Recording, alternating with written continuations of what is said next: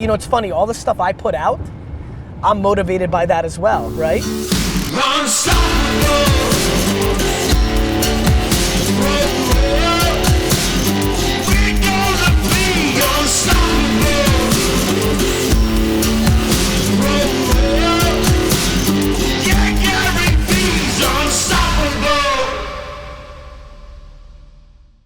Quick question. I wanted to know how you learned the logistics of actually operating a business. You do a lot of talk about what it takes to be an entrepreneur, but I'm curious as to how you learned the actual logistics of that. I'd appreciate the answer. Thanks. Sebastian, great question, my man. I'm excited about this little concept. This is going to fill out these episodes that are a little bit tougher for you, D-Rock. I like that you're hacking, trying to make your life a little bit easier. I respect your execution. Sebastian, by doing. The way you learn operations and the systems, the logistics is by doing. I mean, you could read about it.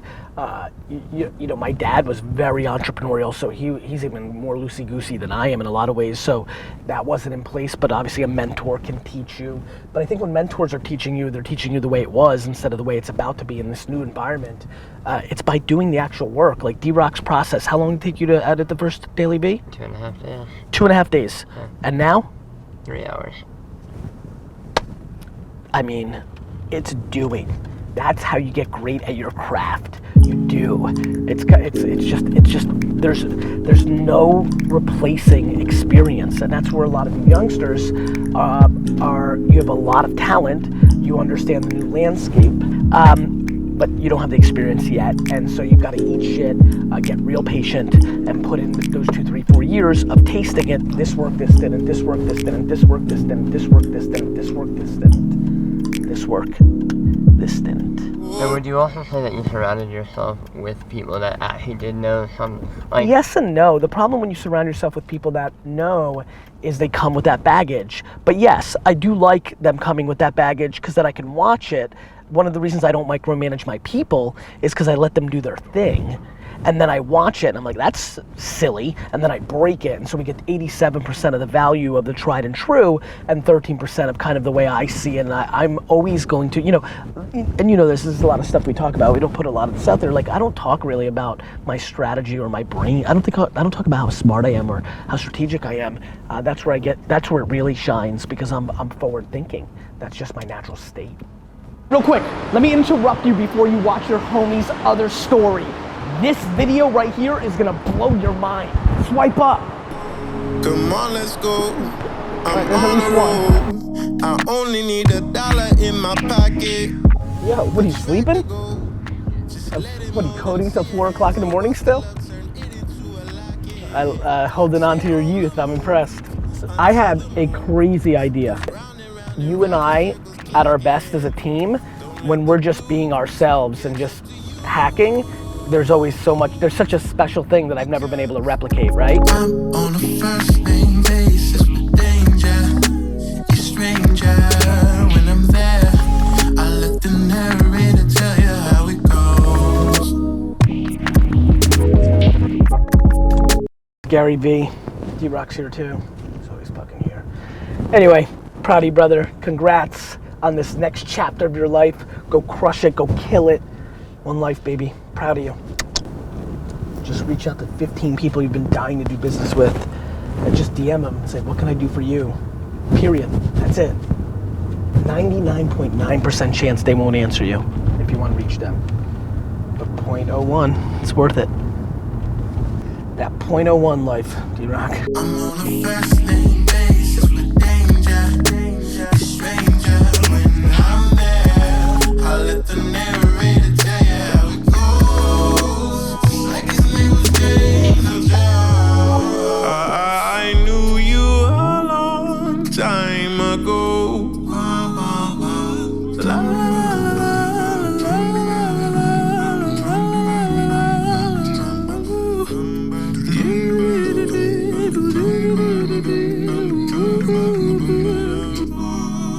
Got your passport, got your visa.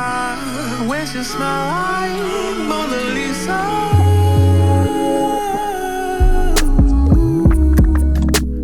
Smile like Mona Lisa.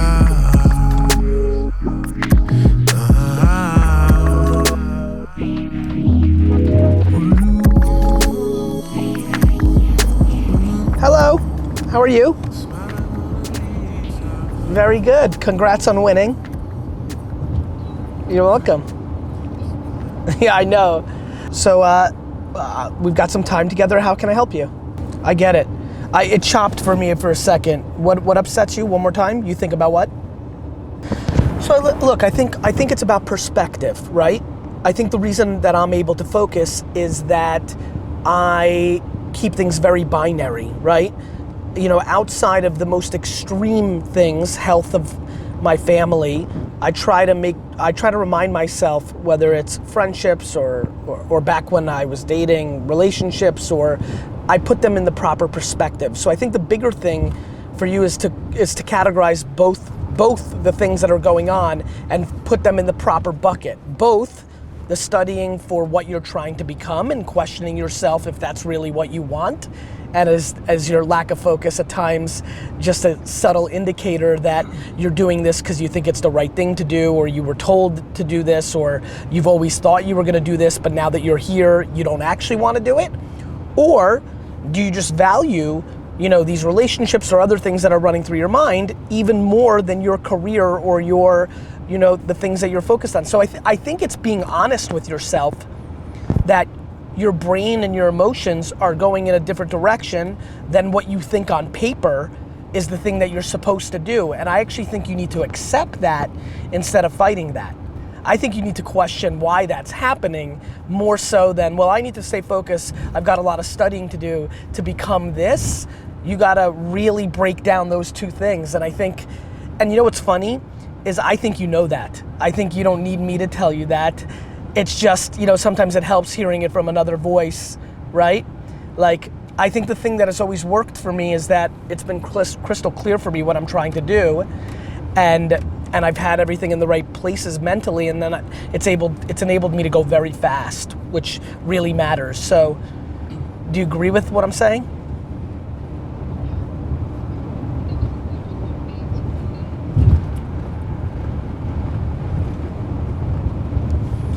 Hold on one second. I hope my, you said there was a quote on my page, one life, that motivated you, you said? And yeah, I mean, it makes you start questioning, you know, it's very funny. I'm so empathetic to people who, well, let me ask you a question. The thing that you're doing right now, how much was that manifested from you at a young age or other people around you? Yeah, I mean, I think you know, I'm glad to hear that it came from you from a young age. I would tell you that things change, and you need to make sure you're focused on that. You know, sometimes you have a picture of how something's gonna be, and then when you get there, it doesn't live up to that. And so, yeah, I mean, I am motivated by one life too. You know, it's funny, all the stuff I put out, I'm motivated by that as well, right? Like, I challenge myself to remind myself it's one life, it's one at bat. And it rocks me in my foundation when I think about it as well. The other thing I would tell you, and I think if you follow my stuff, you know this, you're such a young woman, and I really, really, really hope that you deploy patience as well, right?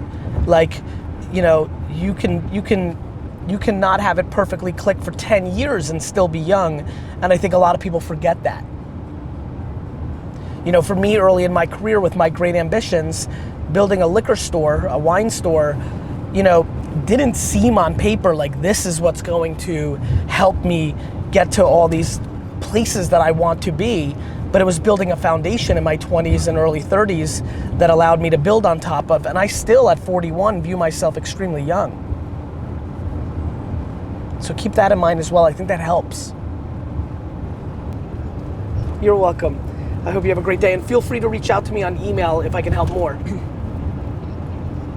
You're welcome. Good to see you too, bye-bye. That was fun. D-Rocks asks questions. We turn him down. Smell like Mona Lisa.